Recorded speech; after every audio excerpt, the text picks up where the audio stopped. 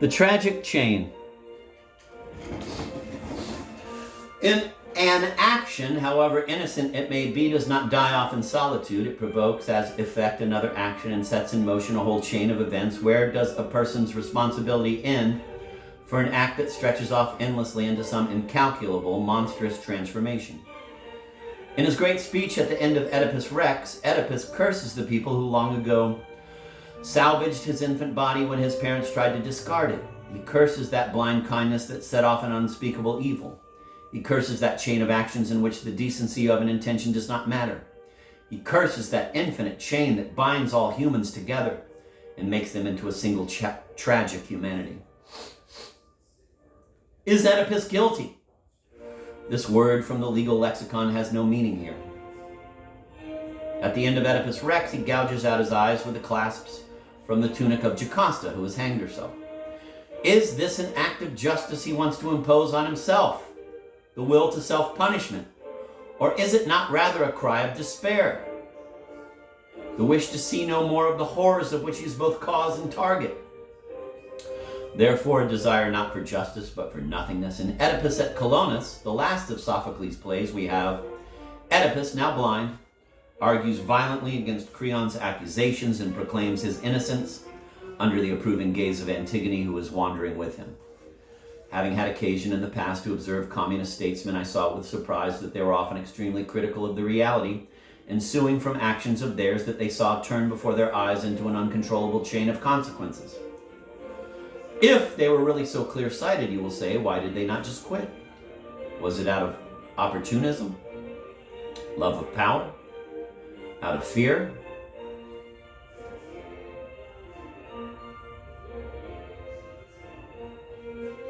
Perhaps, but it cannot be ruled out that at least some of them were guided by a sense of responsibility for an act they had helped to set loose in the world and for which they did not want to deny paternity, still cherishing the hope that they would manage to correct it, modify it, give it back meaning.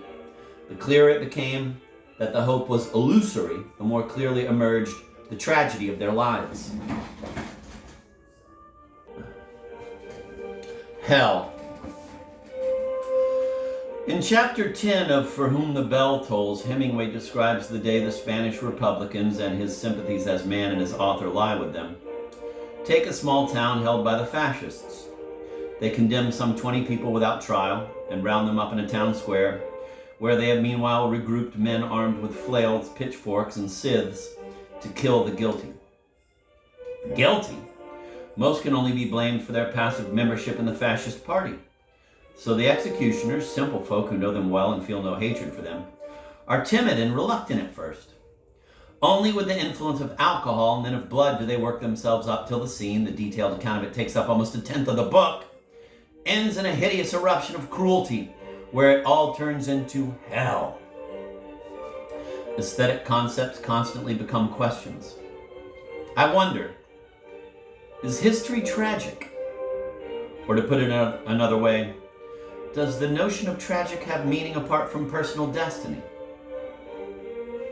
When history stirs up masses, armies, sufferings, and vengeances, we can no longer distinguish individual wills. Tragedy is entirely engulfed by the sewer overflow drowning the world.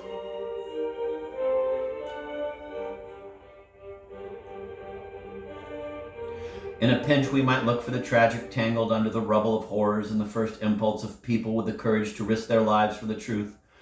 But there are some horrors beneath which no archaeological dig would find the slightest vestige of tragedy. Massacres for money, or worse, for an illusion.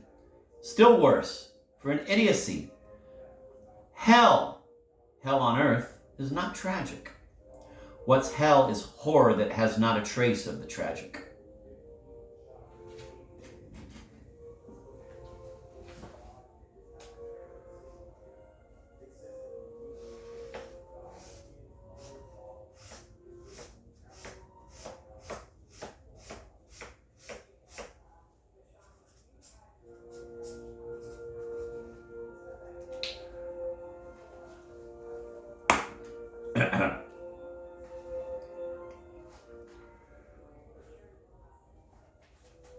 Part 6, The Torn Curtain.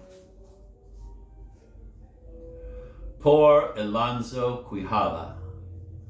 A poor village gentleman, Alonso Quijada, decides to become a knight errant and takes the name Don Quixote de la Mancha. How shall we define his identity? He is the man he is not. He steals a copper shaving basin from a barber, mistaking it for a helmet. Later, the barber turns up by chance in the same tavern where Don Quixote is with some people. The man spots his shaving basin and tries to retrieve it, but Don Quixote proudly refuses to see the helmet as a shaving basin.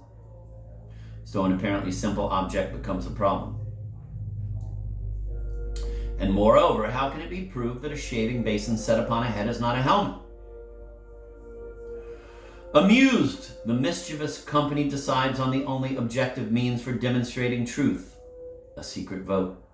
Everyone in the room takes part, and the outcome is unequivocal. The object is pronounced a helmet.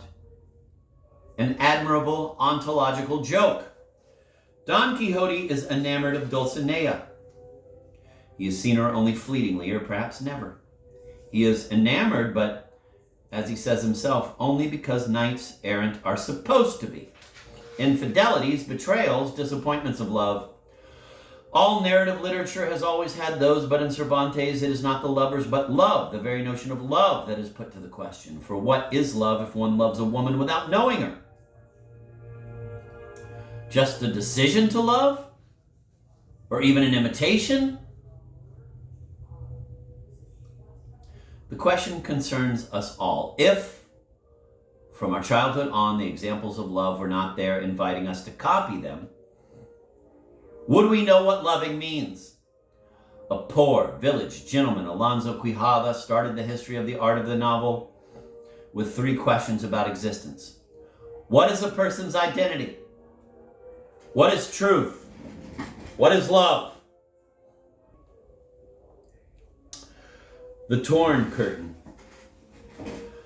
Another visit to Prague after 1989 from a friend's bookcase. I happened to pull out a book by Jaromír John, a Czech novelist of the period between the wars. The book is long forgotten. It is called The Internal Combustion Monster. And I read it for the first time that day. Written around 1932, it tells a story set about 10 years earlier during the first years of the Czechoslovak Republic that was proclaimed in 1918. A Mr. Engelbert, a forestry official in the old regime of the Habsburg monarchy, moves to Prague to live out his retirement years, but coming up against the aggressive modernity of the young state, he has one disappointment after another. A highly familiar situation. One aspect, though, is brand new. For Mr. Engelbert, the horror of this modern world, the curse, is not the power of money or the arrogance of the arrivists. It is the noise. And not the age-old noise of a thunderstorm or a hammer, but the new noise of engines, especially of automobiles and motorcycles, the explosive internal combustion monsters. Poor Mr. Engelbert. First he settles in a house in a residential neighborhood. Their cars are his first introduction to the evil that will turn his life into an unending flight. He moves to another neighborhood, pleased to see that cars are forbidden entry to the street. Unaware that the prohibition is only temporary, he is exasperated at night when he hears the, quote, internal combustion monsters, end of quote, roaring again beneath his window. From then on, he never goes to bed without cotton in his ears, realizing that, quote, sleeping is the most basic human desire and that death caused by the impossibility of sleep must be the worst death there is, end of quote. He goes to seek silence in country inns in vain, in provincial cities, in the houses of one-time colleagues in vain, and ends up spending his nights in trains, which, with their gentle, archaic noise, provide him with a slumber that is relatively peaceful in his life as a beleaguered man.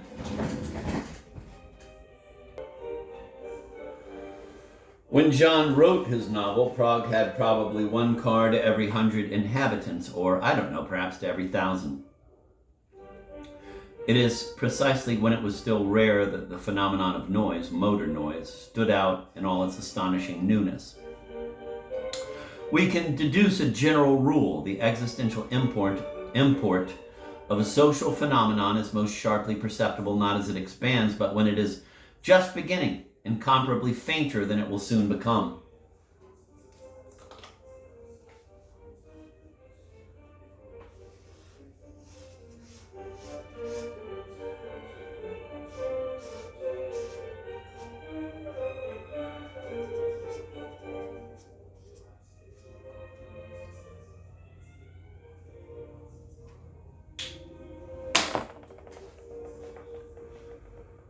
Nietzsche remarks that in the 16th century, nowhere in the world was the church less corrupt than, than in Germany, and that was the reason the Reformation started precisely there, because the mere beginnings of corruption were felt to be intolerable.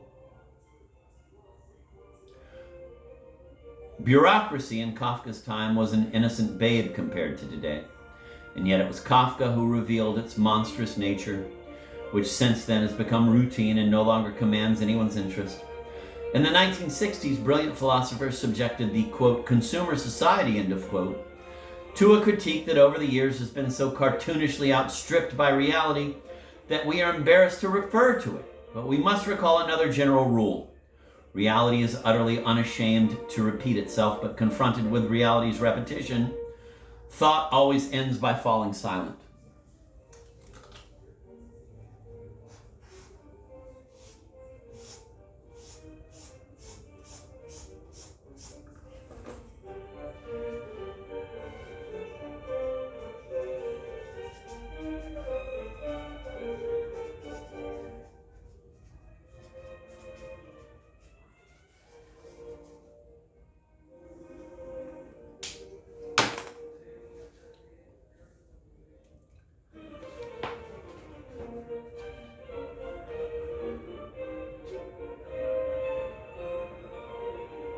In 1920, Mr. Engelbert was still astonished by the noise of the internal combustion monsters. The generations that followed found it natural.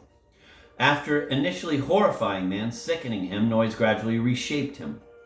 Through its omnipresence and its permanence, it ultimately instilled in him the need for noise, and with that a whole different relation to nature, to repose, to joy, to beauty, to music, which now become an uninterrupted background of sound, has lost its character as art. And even speech, which no longer holds a privileged position in the world of sounds. In the history of existence, this was a change so profound, so enduring, that no war or revolution can produce its like. A change whose beginnings Jeremiah John modestly noted and described. I say modestly because John was one of those novelists called minor. Still, great or small, he was a real novelist. He was not just copying truths stitched on the curtain of pre-interpretation. He had the Cervantes-like courage to tear the curtain.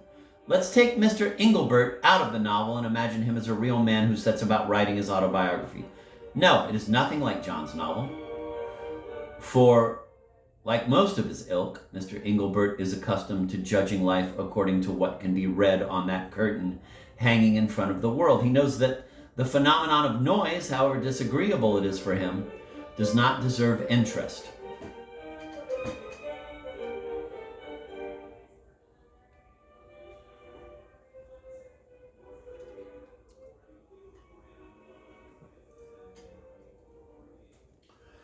But freedom, independence, democracy, or seen from the opposite angle, capitalism, exploitation, inequality. Yes.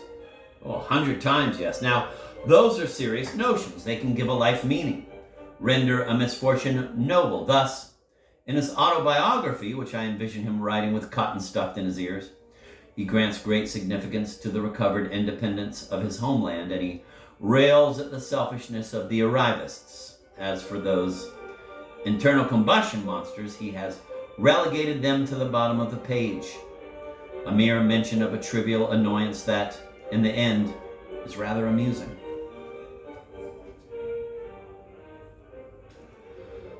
The torn curtain of the tragic. Once again, I want to call up the figure of Alonso Quijada. See him mount his Rocinante and set off in search of great battles. He is prepared to sacrifice his life for a noble cause, but tragedy doesn't want him. For, since its birth, the novel is suspicious of tragedy, of its cult of grandeur, of its theatrical origins, of its blindness to the prose of life. Poor Alonso Quijada, in the vicinity of his mournful countenance, everything turns into comedy.